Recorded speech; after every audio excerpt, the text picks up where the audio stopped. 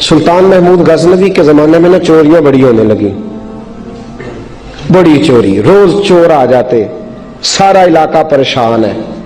چور تھے 4، جس گھر میں بھی آتے پیروں کے نشان ملتے 4 لوگوں کے، 4 چور ہیں پکڑے، بڑی دوڑ لگی، پولیس فوج، چور نہیں پکڑے جاتے۔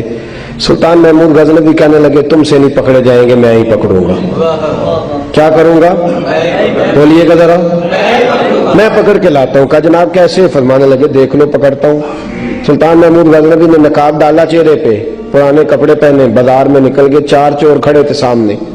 سلطان کو دیکھا تو دوڑنے لگے۔ آپ فرمانے لگے دوڑو نا، انا بشر مثلکم، میں بھی تمہارے جیسا ہی ہوں، میں بھی لباس آدمی پہنا جہان آدمی سمجھا۔ وہ مزمل بن کے آئے تھے، تجلا بن کے نکلیں گے۔ لباس آدمی پہنا جہان آدمی سمجھا، مزمل بن کے آئے تھے، تجلا نہ حلیمہ بھید کھلا ہے یہ، نہ مقام چونو چرا ہے یہ، تو خدا سے پوچھ وہ کون تھے تیری عظمتیں جو بڑھا گئے۔ سلطان کہنے لگے نا بشر مثلکم، نہ ڈرو میں تمہاری طرح کا ہی ہوں۔ ان بیوقوفوں نے سمجھا شاید چور ہے، کہا نا میں تمہاری طرح کا ہوں۔ انہوں نے کیا سمجھا؟ شاید لباس آدمی پہنا جہان آدمی، شاید چور ہے۔ انہوں نے کہا چلو جی طاق اداد ہو گئے، پہلے 4 تھے اب بیٹھ گئے، بات چیت ہونے لگی۔ سلطان کہنے لگے یار چور ہو تم بھی، چوریاں کرتے ہو، تو کتنی چوریاں آج تک کر لی ہیں؟ کہنے لگے بڑی کی ہیں یار، لیکن کوئی نہیں، تھوڑے سے پیسے ہوتے ہیں 2-4 دن میں ختم ہو جاتے ہیں۔ سلطان کہنے لگا چلو یہ تو بتاؤ کہ کوالٹی بھی ہے تمہارے اندر؟ ایک شخص کہنے لگا جی میرے اندر کوالٹی ہے، جانور بولے تو اس کی بولی سن کے بتا دیتا ہوں کہ یہ کیا کہہ رہا ہے۔ دوسرے سے پوچھا تو بھائی؟ کہنے لگا جی میرے اندر کوالٹی ہے کہ جتنی مرضی اونچی دیوار ہو، رستہ کوئی نہ ہو، میرا کام ہے چڑھ جانا۔ تیسرے سے پوچھا تو بتا؟ کہنے لگا میری خوبی یہ ہے کہ میں سونگ کے بتا دیتا ہوں پیسے کہاں رکھے ہوئے ہیں۔ سلطان مسکرا کے کہنے لگے ساری چوروں والی کوالٹیاں ہیں، پکے چور، چوروں والی کوالٹی ہیں ساری تمہارے اندر۔ خیر چوتھے سے پوچھا تو بتا، تو بتا؟ کہنے لگا جی میری کوالٹی یہ ہے کہ جس کو رات کے اندھیرے میں نقاب میں دیکھ لوں، سویرے پہچان لیتا ہوں بندہ کون تھا۔ چھپا ہوا دیکھوں گا پر سویرے مجھے اندھیرا ہوگا، نقاب ہوگا، پر میں سویرے پہچان لوں گا۔ سلطان سے کہنے لگے ہم نے تو بتا دی، آپ بھی بتائیں۔ تو سلطان محمود کہنے لگے میری کوالٹی یہ ہے کہ بندہ پھانسی لگنے لگے، میں داڑھی ہلاؤں تو پھانسی سے اتر جائے گا۔ پھانسی لگنے لگے، میرا کام ہے داڑھی ہلانا اور بندہ پھانسی سے فارغ۔ نے کہا کیا بات ہے، پتے ایڈریس سب کے لے لیے۔ سلطان کہنے لگا یار تھک گئے، چوری ککھ دی دی تے چوری لکھ دی دی، تو آج بادشاہ کا گھر نہ لوٹے۔ روز تھوڑی تھوڑی کرتے ہیں تو بڑا ہاتھ مارتے ہیں، کچھ ہاتھ تو آئے نا۔ وہ کہنے لگے یار تو بڑا دلیر چور ہے، پہلے دن آیا اتنی دلیری۔ کہنے لگے چلو آج سلطان کا گھر لوٹتے۔ چلے محمود غزنوی کے گھر کی طرف۔ جب پہنچے نا دروازے پر تو کتا بھونکنے لگا، جو کہتا تھا نا میں پہچان لیتا ہوں، وہ کہنے لگا کتا کہہ رہا ہے تمہارے اندر ایک بادشاہ بھی ہے، بادشاہ ہے۔ تو باقی 3 کہنے لگے عجیب بیوقوف ہے، ہم تو ایک جیسے ہیں سارے۔ انہوں نے کہا نہیں ہے نا بشر مثلکم، تو پاگل ہے، آج تجھے غلطی لگ گئی۔ دیوار بڑی اونچی تھی، وہ جو کہتا تھا نا چڑھ جاتا ہوں وہ چڑھ گیا، رسا پھینکا باقی بھی چڑھ گئے۔ اور جو کہتا تھا سونگ کے بتا دیتا ہوں، اس نے بتا دیا کہ اس کمرے میں خزانہ ہے۔ لوٹا، نیچے آئے، اس کو ایک جگہ پہ لے کے بیٹھے بانٹنے کے لیے۔ سلطان کہنے لگے بیوقوف ہو، کوئی معمولی گھر نہیں لوٹا، بادشاہ کا گھر لوٹا ہے۔ سویرے گلی گلی پولیس دوڑے گی، فوجی دوڑیں گے، ایک سوئی بھی پکڑی گئی تو پکڑے جائیں گے، خزانہ زمین میں دبا دو، بات ٹھنڈی ہوگی تو آ کے اس کو اکھیڑیں گے، بانٹ لیں گے۔ ایڈریس پہلے لے لیے تھے، وہ سب اپنے اپنے گھروں کو چلے گئے۔ سلطان آئے، سپاہیوں سے کہا کہ 4 بندے اٹھا لاؤ، اور فلان جگہ خزانہ دفن کیا وہ بھی اٹھا لاؤ۔ اب قاضی صاحب کی عدالت میں مقدمہ چلا، جرم ثابت ہو گیا، 4 کو سزائے موت ہو گئی۔ اب وہ 4 کہتے ہیں 4 تو ہم ہیں، 5واں کدھر گیا؟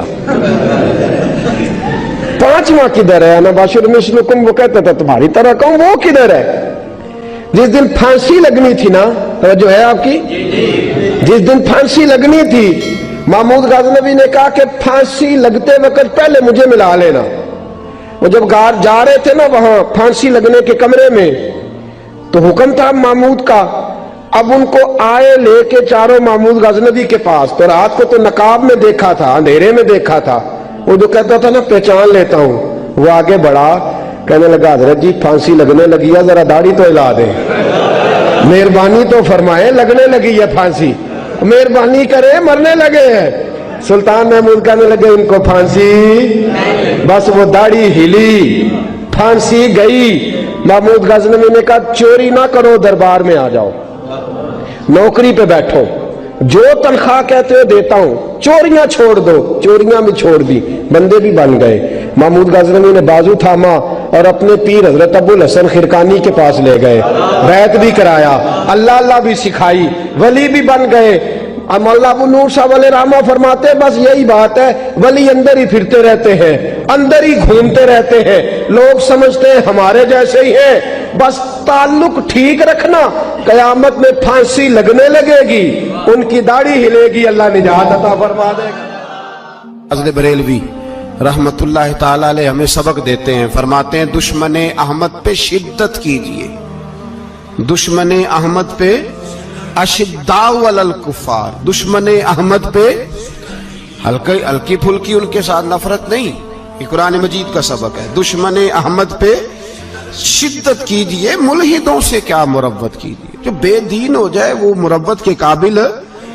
हमारा अजीब मामला है, वो हमारे बच्चे काटते हैं, हम कहते हैं नहीं बात बैठ के करनी चाहिए, वो हमारे टुकड़े कर रहा है, खून पी रहा है, हम कहते हैं नहीं टेबल टॉक करनी चाहिए, हमने बात की है, सफीर को बुलाया था।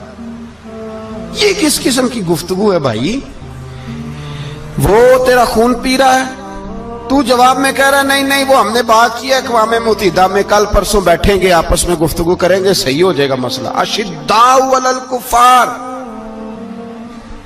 अहले ईमान मोमिन की पहली सिफ्त अल्लाह ने यह बयान फरमाई कि वो काफिरों पर वो सख्त है।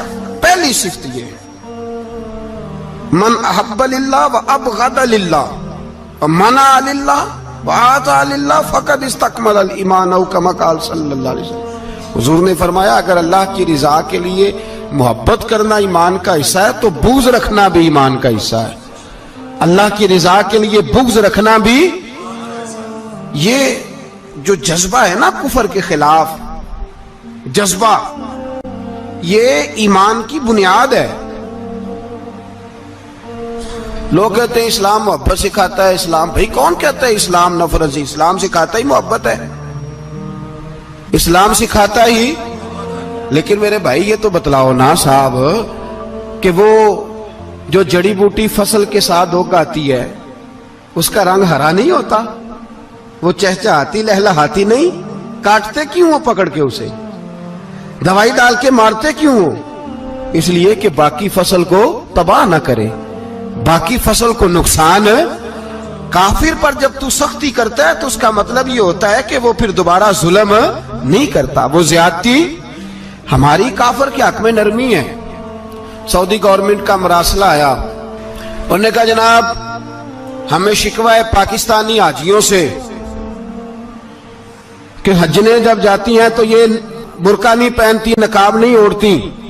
ये बाकायदा मरासला उनकी वजारत हज ने पाकिस्तानी, मुझे चूंकि मौका मिलता रहता है हज ट्रेनिंग पे जाने का, तो हमें वो पढ़ाते हैं, कहते हैं जी ये आप देख लें।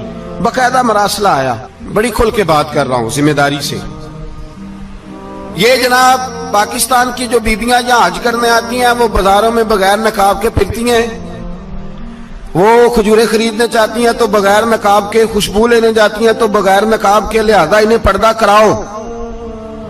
अगर कोई बीबी बगैर पर्दे के आई, चले अय्याम हज में तो एहराम की हालत में तो हम कबूल कर लेंगे, लेकिन अगर इसके अलावा आई तो हो सकता है डिबोर्ट कर दी जाए। बाकायदा मरासला। आम गरीब मुल्क की, पाकिस्तान की, इंडोनेशिया की, सूडान की बीबी बगैर पर्दे के नहीं जा सकती, पर ट्रंप की बीबी बगैर पर्दे के सऊदी अरब जा सकती है। हम तुम चुप कर गए हो ना, वीडियो मेरी पे बनती है, तुहाडी नहीं। फिक्र ना करें, मैं सच्ची बात कर रहा हूं, सच्ची बात और खरी कर रहा हूं जिम्मेदारी से। ओ भाई, उसकी बीबी पर कोई पाबंदी नहीं, कोई पाबंदी नहीं। वहां तुमने तलवारें पकड़ के रक्स कर लिया, वहां सब जायज था। अब तुम्हें वो किधर गया मुतव्वा जो भाग के आता है कि गुंबद की तरफ मुंह ना करो?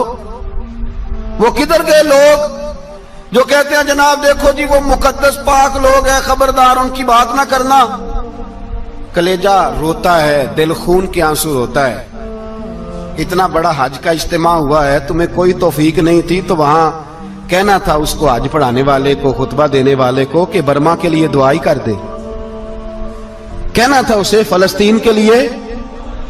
भाई मैं जो रोना रो रहा हूं जिम्मेदारी से रो रहा हूं। खुदारा समझो, जब तुमने तुम्हारी अपनी बात आती है तो 34 मुल्कों का इत्तेहाद इकट्ठा हो जाता है, और जब उम्मत की बात आए फिर कोई परवाह नहीं। मेरे रसूल पाक सल्लल्लाहु अलैहि वसल्लम ने जो दीन दिया उसकी पहली शर्त यह है अशिद्दाउ अलल, बोलिए अशिद्दाउ अलल काफर पर सख्ती करना पहला हिस्सा ईमान का। रुहमाउ बैनाहुम तो दूसरा नंबर है, ये दूसरा है। तुम्हारी सख्ती सिर्फ उसके खिलाफ है जो तुम्हारे मुफादात को ठेस पहुंचाए, जो तुम्हारी सुने ना। हजरत सैयदना फारूक आजम रदी अल्लाह, मैं तफसील से बात करूंगा अगले जुमे जनाब फारूक आजम के हवाल पर। हजरत उमर फारूक रदी अल्लाह ताला अन्हु बदर के मैदान में जब निकले ना, बदर में, तो हजरत उमर से हुजूर ने तजवीज मांगी, फरमाया सफ बंदी कैसे करें, किस तरह लड़ना है? जनाब उमर फारूक रदी अल्लाह ताला अन्हु कहने लगे, हुजूर ये जितने आए हैं ना काफिर लड़ने, ये किसी का कोई चाचा लगता है, किसी का कोई मामू लगता है, किसी का भाई है, किसी का बेटा है, तो महबूबा सफ बंदी की क्या जरूरत है? जो मेरे रिश्तेदार है मेरे हवाले करें, मैं गर्दनें काट के आपको देता हूं। जो अबू बकर के रिश्तेदार है वो अबू बकर के हवाले करें, वो गर्दन काट के दे।